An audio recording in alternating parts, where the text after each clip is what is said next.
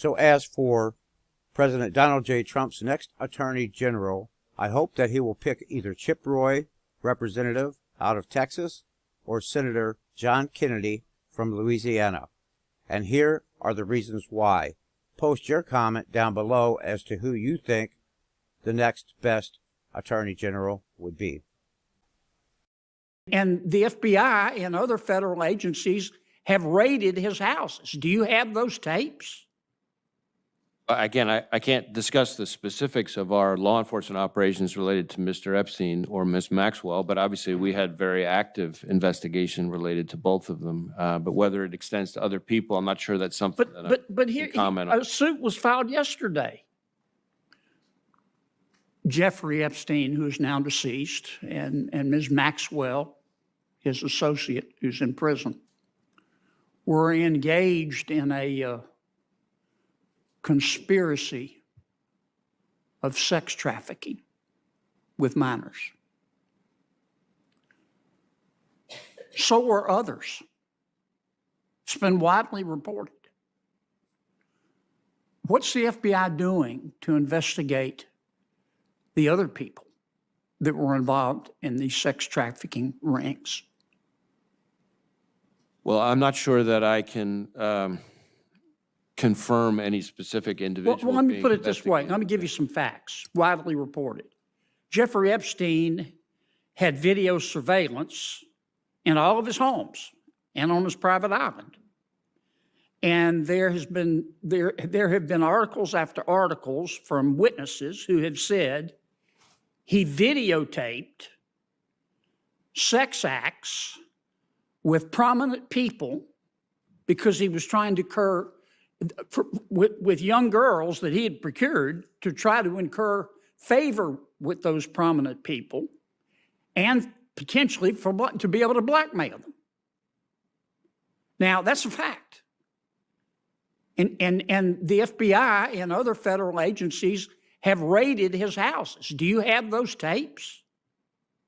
Again, I can't discuss the specifics of our law enforcement operations related to Mr. Epstein or Ms. Maxwell, but obviously we had very active investigation related to both of them. But whether it extends to other people, I'm not sure that's something But here, a suit was filed yesterday against one of those prominent people by one of the young women sex trafficked, allegedly, said he was part of the ring.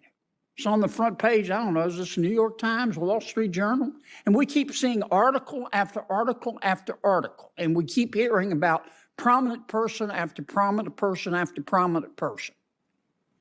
I just want to know if these prominent people are above the law and are going to be, and aren't being investigated, or is the FBI investigating them?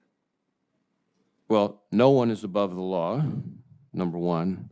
As to whether specific people are being investigated, that's not something that I, as I'm sure you can appreciate, can engage on here. We've devoted significant resources to the investigation. Is it ongoing? I'm not sure there's anything I can share with you on that, but let me see if we can get back to you and provide a little more Well, for example, these allegations in this lawsuit, the civil action. I haven't seen you ought to read the article. It'll trigger your gag reflex. Is the FBI going to investigate that? Well, again, I haven't seen the article, but I would be happy to take a look at it and take it back and see if it's part of something. I'd just like to know.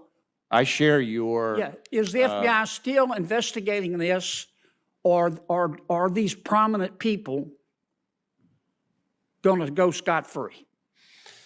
I'm not sure that I can tell you whether or not there is ongoing work being devoted to this. I would be happy to take a look at the specific article. I share. Thank you, Mr. Attorney General, for appearing before the Judiciary Committee. I read a report recently that the D.C. United States Attorney's Office had only devoted 5% of resources to January 6th prosecutions. But I've also understand from many conversations that the most or all of the United States U.S. Attorney districts contributed an AUSA or an investigator to the effort. Can you confirm whether the department across the board has been providing additional support from other U.S. Attorney's offices in terms of AUSAs or investigators contributing for the January 6th investigations? Yes, that's true, and that began before I became Attorney General. That continued after I became Attorney So General. multiple resources across the department have been devoted to that effort, including other districts? Yes, Okay. because of the significance of an attack on democracy in this body. The reason I'm asking about that is in terms of the focus of the resources of the department. If staff would put up on the screen, there's a number of people here that I want to see if you can identify who they are. What we have here in the bottom right-hand corner is a woman named Lizbeth Medina. She was found dead in a bathtub in Texas.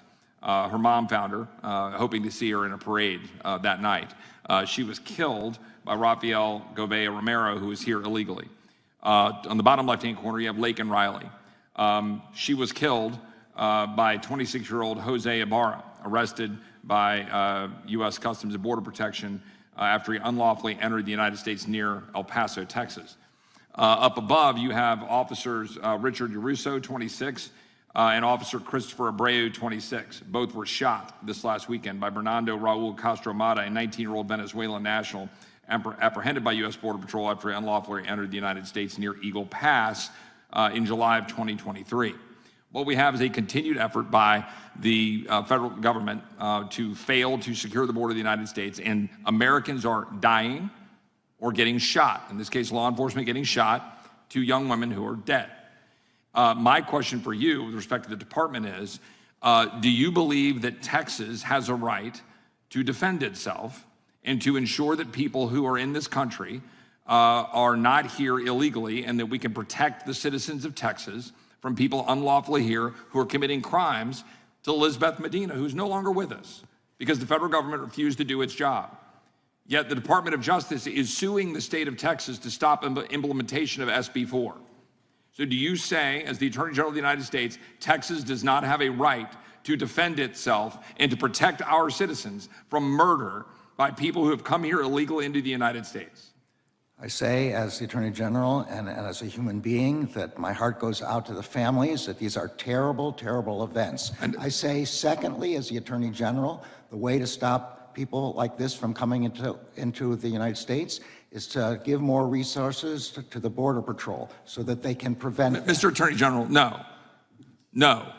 You don't want to We the people of Texas, money's not going to solve the problem when the Department of Homeland Security and the President of the United States refuse to enforce the law, ignore the policies, and Lizbeth Medina would be here alive today if we were following the law. Laken Riley would be here today if we had not released a killer onto the streets of the United States of America through parole policies that this administration is advancing. And the Department of Justice is suing the state of Texas in court, taking valuable resources to go against the people of Texas, when Texas simply wants to say that we should have a say in stopping people who are illegally, arrest them, and be able to deal with that on our own terms when the federal government refuses to do its job. As reflected in our filings in that case, we are in court because the United States Supreme Court in Arizona versus the United States held that states cannot adopt their own immigration. You're in court because you're choosing to try to stop Texas from enforcing the laws that the federal government is refusing to enforce. And by the way, that's not the same thing as Arizona.